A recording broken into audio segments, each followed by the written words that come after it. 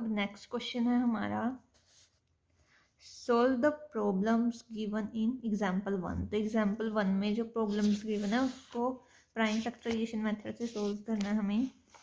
Example 1 है ये वाली। तो ये क्या कह रही है, दो पार्ट हैं। फर्स्ट पार्ट क्या कह रहा है कि John and Jivanti together have 45 marbles, both of them lost 5 marbles each and the product of the number of marbles they now have is 1 to 4. We would like to find out how many marbles they had to start with. तो हमें क्या करना है कि हमें इस statement को समझना है और उसको फैक्टराइजेशन मेथड से सोल्व करना है। ठीक है, तो समझते हैं सबसे पहले स्टेटमेंट।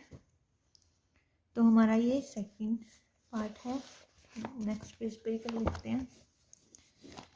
तो सेकंड क्वेश्चन है, देखो सबसे पहले क्या कह रहा है, वो कह रहा है कि जो जोहन और जीवंती है ना, उनके पास टोटल कितने मार्वल्स हैं, 45 मार्वल्स हैं। तो हम सबसे पहले लेट कर देते हैं, किसी की भी लेट कर लो कि let Johan has X marbles. तो जोहन के पास मैंने लेट कर लिया कि कितने नंबर ऑफ मार्वल्स हैं, एक्स नंबर ऑफ मार्वल्स हैं। तो अब देखो जीवंती के पास कितने मार्वल होंगे। नाउ जीवंती हैज़, अब देखो ध्यान से देखना, उसने क्या कहा है, उसने कहा है कि जोहन और जीवंती के पास टोटल कितने मार्बल हैं, 45 मार्बल हैं। अगर मैं ये कह देती हूँ कि जोहन के पास एक्स मार्बल हैं, तो देखो अगर हम 45 में से जोहन के मार्बल निकाल दें, मतलब कि 45 में से एक्स माइनस कर दें, तो जो बचे मार्बल हैं, जो बच गए हैं मार्बल, वो किसके हो जाएंगे, जीवंती के हो जाएंगे। तो इसकी मतलब कि 45 अगर टोटल मार्बल हैं दोनों के पास, अगर मैं 45 में से जोहन के मार्बल माइनस कर दूं, जोहन के पास कितने मार्बल है, मैंने कितना लेट किया है, एक्स लेट किया है। तो 45 में से अगर मैं एक्स माइनस कर दूं, तो ये जो मार्बल बचे हैं ना 45 में से एक्स करने पर, वो किसके मार्बल आएंगे, जीवंती के आएंगे। तो अब जीवंती के पास कितने मार्बल हैं, 45 माइनस एक्स मार्बल हैं। आगे क्या कह रहा है, आगे कह रहा है कि both of them lost 5 marble each. अब दोनों ने 5-5 मार्बल खो दिए हैं, गुम कर दिए दोनों ने। तो आफ्टर लॉस्ट 5 मार्बल्स, तो जोहन के पास कितने हो जाएंगे। अब नाउ जोहन हैज़, अब उसने एक्स में से 5 मार्बल खो दिए हैं, तो इसके पास कितने रह गए, एक्स में से 5 गए, तो एक्स में से 5 गए, तो अब उसके पास कितने मार्बल रह गए, एक्स माइनस 5 मार्बल्स। तो अब जोहन के पास x माइनस 5 मार्बल्स रह चुके हैं। ऐसे ही जीवंती के भी 5 गुम हो चुके हैं। अब देखो जीवंती के पास कितने रह जाएंगे, 5 गुम करने के बाद। अब देखो उसके पास पहले इतने थे, 45 माइनस एक्स से, इसमें से 5 उसके लॉस्ट हो चुके हैं। अब उसके पास कितने रह चुके हैं, इसको थोड़ा सोल्व करना, 40 माइनस एक्स आ गई। तो अब जीवंती के पास कितने मार्बल्स हैं, 40 माइनस एक्स मार्बल्स हैं। अब आगे क्या कह रहा है वो, अब 5-5 मार्बल खोने के बाद उसने कहा कि the product of the numbers of marbles they now have is 124। तो अब वो कह रहा है कि 5-5 मार्बल खोने के बाद, अब 5-5 मार्बल खोने के बाद जोहन के पास तो x माइनस 5 मार्बल हैं और जीवंती के पास 40 माइनस एक्स मार्बल हैं। तो इन दोनों के नंबर ऑफ मार्बल्स का प्रोडक्ट, तो इसके पास 5 खोने के बाद तो x माइनस 5 मार्बल्स रह गए थे, इसके पास कितने रह गए थे, 40 माइनस एक्स। तो इन दोनों की नंबर ऑफ मार्बल्स का प्रोडक्ट कर दो तो वो कितना आएगा, 124। तो ये स्टेटमेंट हमें ये सब कुछ कह रही है। तो सोल्व करते हैं इसको। अब हम क्या कर सकते हैं, इसको मल्टीप्लाई कर सकते हैं। सबसे पहले x को किसके साथ किया, 40 माइनस एक्स के साथ, फिर माइनस 5 को 40 माइनस एक्स के साथ, इजिकल टू 124। और भी सिंप्लीफाई कर लेते हैं, यहाँ पे x को 40 के साथ, तो 40x आ जाएगा, माइनस एक्स स्क्वेयर आ जाएगा। अब माइनस 5 को 40 के साथ करेंगे तो 200 आ जाएगा।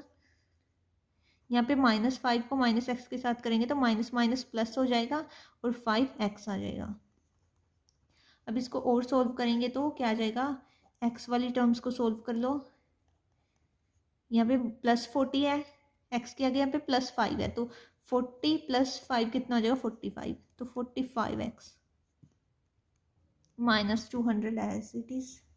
अब देखो 124 को लेफ्ट साइड ले आऊंगी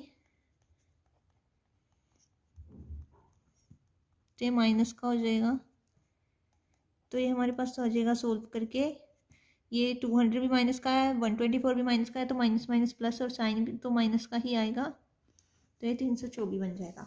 अब देखो एक्स स्क्वेयर के आगे माइनस है, बट मुझे एक्स स्क्वेयर के आगे माइनस देखने की आदत नहीं है, तो मैं इस माइनस को कॉमन ले लेती हूँ सब में से। तो यहाँ से माइनस कॉमन गया, तो ये एक्स स्क्वेयर रह गया, यहाँ पे साइन चेंज हो जाते हैं। अगर माइनस कभी भी आप पूरी स्टेटमेंट्स में से माइनस कॉमन लो ना, अगर आपको कुछ नहीं समझ में आता कि क्या होएगा माइनस कॉमन लेने पे, तो माइनस बाहर लिख के कॉमन लेके आप सारी स्टेटमेंट के साइन चेंज कर दो। जैसे एक्स स्क्वेयर नेगेटिव था तो पॉजिटिव लिख दिया, 45 पॉजिटिव था तो नेगेटिव लिख दो, सबके साइन चेंज कर दो, प्लस को माइनस कर दो, माइनस को प्लस कर दो। तो माइनस कॉमन लेने का तरीका क्या होता है, माइनस बार लिखो और सबके साइन चेंज कर दो, प्लस माइनस वाला प्लस का लिख दो, प्लस वाला माइनस का लिख दो, ठीक है। अब देखो, अब मेरे पास ये माइनस कॉमन लिया है मैंने, माइनस कॉमन लेने का मतलब क्या होता है कि -1 कॉमन लिया है, तो ये -1 कॉमन, माइनस कॉमन लेने का मतलब क्या होता है कि -1 कॉमन लिया है। अब ये -1 इसके साथ इंटू में था, उस साइड डिवाइड में चला जाएगा राइट साइड में, तो ये 0 के नीचे आ जाएगा, 0/-1, ठीक है।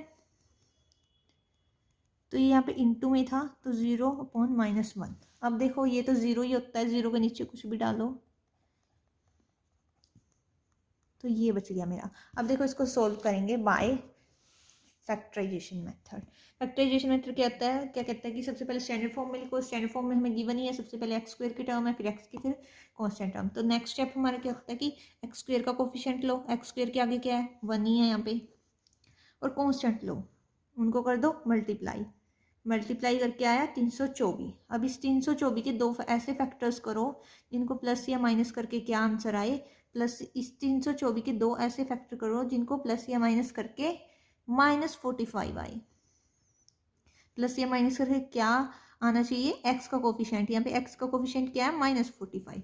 अब ये ऐसे दो फैक्टर कैसे मिलेंगे, ऐसे दो फैक्टर ऐसे मिलेंगे कि 324 की क्या कर दो प्राइम फैक्टराइजेशन कर देते हैं।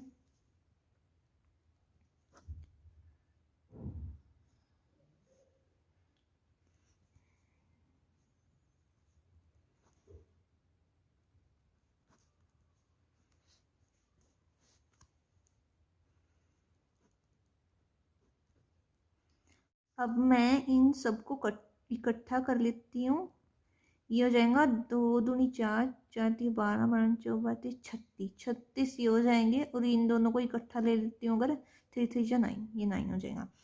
तो 36 और 9 को प्लस या माइनस करके देखती हूँ, प्लस करके 45 आ रहा है, बट मुझे माइनस का 45 चाहिए, तो दोनों आगे अगर माइनस लगा दूँ, -36 और -9, तो वो होता है -45, ठीक है। तो कई बच्चों को तो ये भी कन्फ्यूज़न होती होगी कि मैंने ये क्या किया, इनका एक ग्रुप बना लिया, इन दोनों का एक ग्रुप बना लिया। तो ये आप लोगों को प्रैक्टिस करके आएगा कि हमें ऐसे दो ग्रुप्स में डिवाइड करके करना होता है इन प्राइम फैक्टर्स को, ऐसे दो ग्रुप में जिनको प्लस या माइनस करने पे हमारा क्या आ जाए जो हमें चाहिए, -45 आ जाए। जैसे मैंने इन सब का एक ग्रुप बना लिया, इनको 36, इनको सोल्व करके 36 आ रहा था, इन सब का मल्टीप्लाई करके, और इसको इन दोनों को मल्टीप्लाई करके 9 आ रहा था। तो ये दो जो ग्रुप बने हैं ना, एक ग्रुप ने 36 दिया और एक ने 9 दिया, तो दोनों ग्रुप का प्लस या माइनस करके 45 आना चाहिए था, तो मैंने दोनों आगे माइनस लगा दिया, -36 और -9, तो मेरा -45 आ गया। अब आप लोग तो ऐसे भी सोच सकते थे कि आप लोग दो दो का एक ग्रुप बना दो, फिर बाकी जो बच गए उनका ग्रुप बना लो। हाँ, आप कितने मर्जी ग्रुप्स बना बना के ही देखोगे, जो ग्रुप आप लोगों को सेटिस्फाई करेगा। इन चारों का ग्रुप 36 दे रहा था और बाकी दोनों का 9 दे रहा था, ये वाला ग्रुप सेटिस्फाई करा तो मैंने ये वाला ग्रुप लिया। यही तो आप लोगों को ये तो प्रैक्टिस करने पे ही पता लगेगा कि कौन सा ग्रुप लेना है। आपके डिफरेंट डिफरेंट ग्रुप बनेंगे, बट जो सा सेटिस्फाई करेगा आपकी प्रॉब्लम को, वही वाला आपको सेलेक्ट करना होगा, ठीक है। तो अब जैसे 36 और 9 ले लिए मैंने, तो यहाँ पे सबसे पहले अपनी तरफ से एक प्लस लगाना। अब -45 की जगह मैं क्या लिखूंगी, -45 की जगह -36 और -9।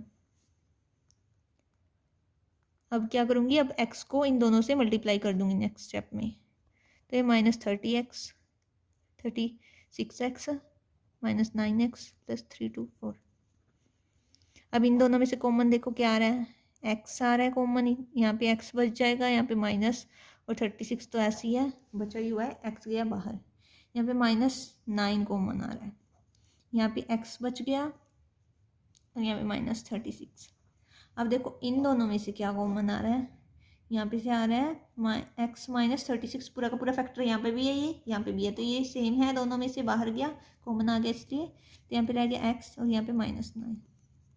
अब देखो यहाँ से क्या वैल्यू आएगी, एक बार इसको इक्वल टू 0 रख लो, एक बार इसको, तो एक बार x की वैल्यू आ गई हमारी 36, एक बार x की वैल्यू हमारी आ चुकी है 9, ठीक है। तो इसको यहाँ से x की वैल्यू 9 आई, यहाँ से 36। अब देखो एक बार तो x की वैल्यू है हमारे पास 36, अब अगर जोहन के पास 36 मार्बल है तो जीवंती के पास कितने होंगे, 45 माइनस एक्स, मतलब कि 45 माइनस 36 इज इक्वल टू 9।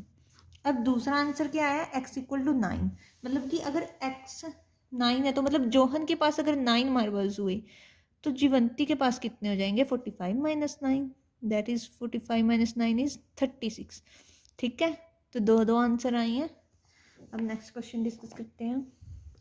अब इसी का नेक्स्ट पार्ट भी हमें डिस्कस करना है। नेक्स्ट पार्ट है, a cottage industry produces a certain number of toys in a day. The cost of production of each toy in rupees was found to be 55 minus the number of toys produced in a day. On a particular day, the total of cost of production was rupees 750. We would like to find out the number of toys produced on that day. तो समझते हैं सबसे पहले statement.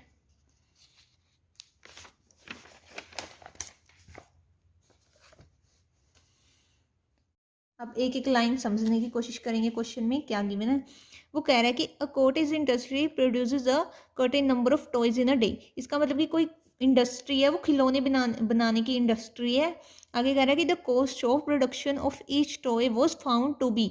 अब वो किसकी बात कर रहा है कि एक टॉय की, उसे एक खिलौने की कॉस्ट कितनी पड़ रही है, लागत कितनी पड़ रही है फैक्ट्री को, वो पड़ रही है 55 माइनस नंबर ऑफ टॉयज, ठीक है।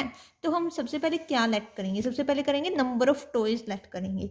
ऐसे कैसे पता लगा कि नंबर ऑफ टॉयज लेट करेंगे, जो फाइंड आउट करना होता है ना उसी को लेट करना होता है हमेशा। तो number of toys find out करने हैं तो लेट भी नंबर ऑफ टॉयज को ही करेंगे। Let the number of toys, let the total number of toys produced in the industry is x. तो मैंने नंबर ऑफ टॉयज कितना मान लिया कि कितने प्रोड्यूस कर लिया फैक्ट्री एक्स। अब आगे वो क्या कह रहा था कि कॉस्ट कितनी है, वो कॉस्ट की बात कर रहा है। जो कॉस्ट है ना वो कितनी है, 55 माइनस नंबर ऑफ टॉयज। तो कॉस्ट कितनी हो जाएगी, एक टॉय की कॉस्ट कितनी है, the cost of each toy, एक टॉय की कितनी कॉस्ट है। वो कह रहा है कि 55 में से माइनस कर दो नंबर ऑफ टॉयज। तो 55 में से मैंने नंबर ऑफ टॉयज माइनस कर दी, नंबर ऑफ टॉयज मैंने लेट किया कि x है, तो 55 माइनस नंबर ऑफ टॉयज कर दो तो क्या आ जाएगी, कॉस्ट ऑफ ईच टॉय, मतलब कि एक खिलौने की कॉस्ट आ जाएगी हमारे पास। अब आगे क्या गिवन है, आगे हमें गिवन है कि on a particular day the total cost of production was. तो हमें टोटल कॉस्ट ऑफ प्रोडक्शन दी है किसी दिन की, तो टोटल कॉस्ट हमें कितनी दी है, टोटल कॉस्ट हमें कितनी दी है 750। अब देखो टोटल कॉस्ट क्या होता है, the cost of each toy, मतलब the cost of one toy अगर हम मल्टीप्लाई कर दें नंबर ऑफ टॉयज से तो हमें क्या मिलेगा, टोटल कॉस्ट मिलेगी। तो इसका मतलब हम क्या करेंगे, इसमें वैल्यूज पुट करेंगे इस फॉर्मूले में। The cost of one toy मतलब ईच टॉय की कॉस्ट, तो ईच टॉय की कॉस्ट है हमारी 55 माइनस एक्स।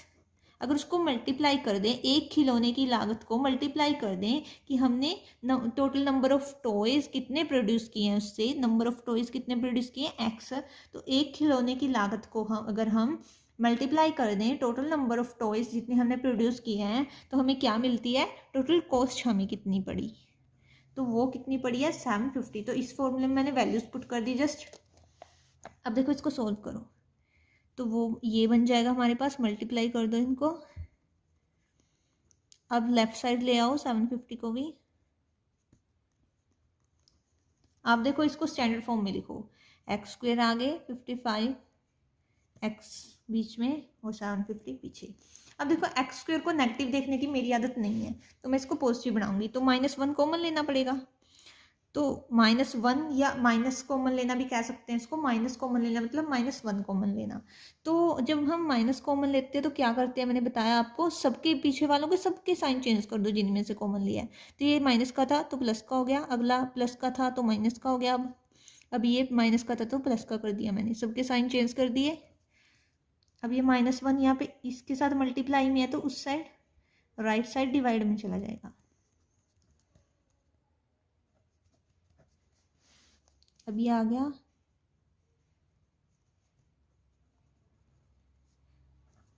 अब देखो अब क्या हमें स्टैंडर्ड फॉर्म हो गई ना इसकी, स्टैंडर्ड फॉर्म में गिवन सॉरी सबसे पहले स्टैंडर्ड फॉर्म में लिखना होता है, तो ये स्टैंडर्ड फॉर्म ही बन चुकी है हमारी। सबसे पहले एक्स स्क्वायर की टर्म, फिर एक्स की टर्म, फिर कॉन्स्टेंट टर्म। अब नेक्स्ट स्टेप क्या होता है कि जो एक्स स्क्वायर का कोफिशिएंट है वो क्या है, यहाँ पे एक्स स्क्वायर का कोफिशिएंट 1 है, एक्स स्क्वायर के आगे क्या है 1, तो एक्स स्क्वायर के आगे वाला लो और उसको मल्टीप्लाई कर दो कॉन्स्टेंट टर्म से। कॉन्स्टेंट टर्म मतलब जिसके साथ एक्स नहीं है, यहाँ पे कॉन्स्टेंट टर्म क्या है 750, मल्टीप्लाई करके आया 750। अब इसके दो ऐसे फैक्टर बनाने हैं जिनको प्लस या माइनस करके क्या है, बीच वाले टर्म का कोफिशिएंट। तो बीच वाली टर्म x है तो x का कोफिशिएंट क्या है -55। अब देखो ये फैक्टर कैसे ढूंढेंगे, ये फैक्टर हमें मिलेंगे 750 की प्राइम फैक्टराइजेशन करने पे। करो 750 की प्राइम फैक्टराइजेशन।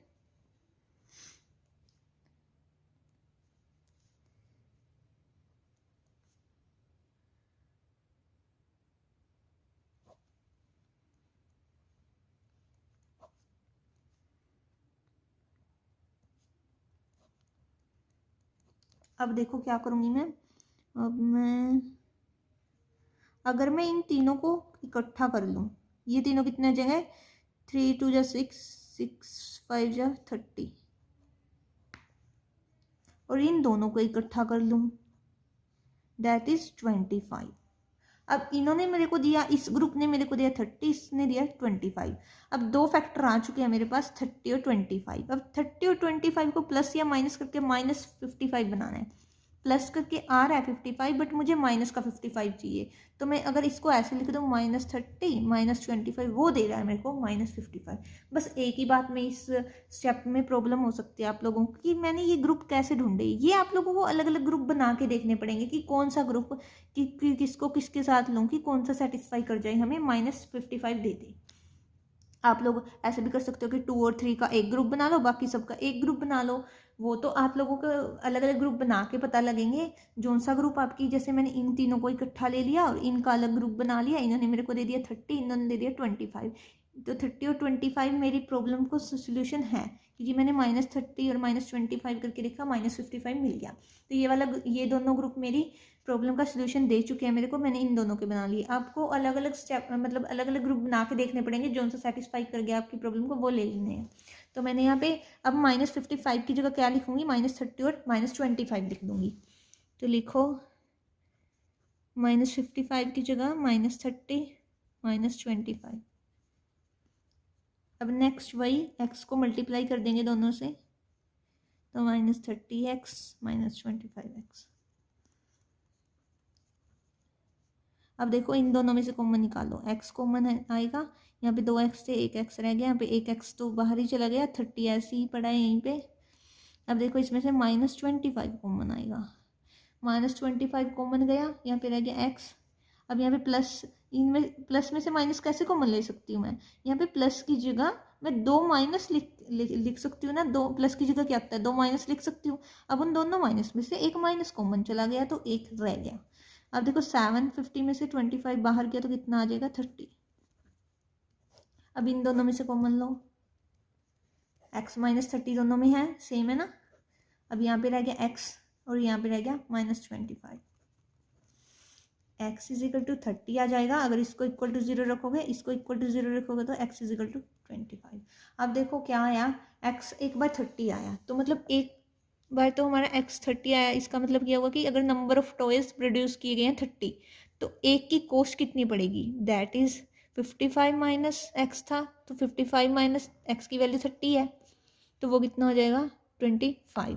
अगर मैं खिलौने कितने बनाती हूँ 30 बनाती हूँ, तो मेरे पास खिलौने 30 बनाने पे मुझे एक खिलौने की लागत बढ़ रही है 25। अगर मैं खिलौने 25 बनाती हूँ, x की वैल्यू 25 भी तो आई है, अगर मैं खिलौने 25 बनाती हूँ तो मेरे को कॉस्ट कितनी पड़ेगी, तो वो मेरे को कॉस्ट पड़ जाएगी 30। तो 30 खिलौने बनाने पे एक खिलौने की लागत 25 पड़ रही है और 25 खिलौने बनाने पे एक खिलौने की लागत 30 पड़ रही है। तो ये हमारा आंसर। तो नेक्स्ट क्वेश्चन डिस्कस करते हैं।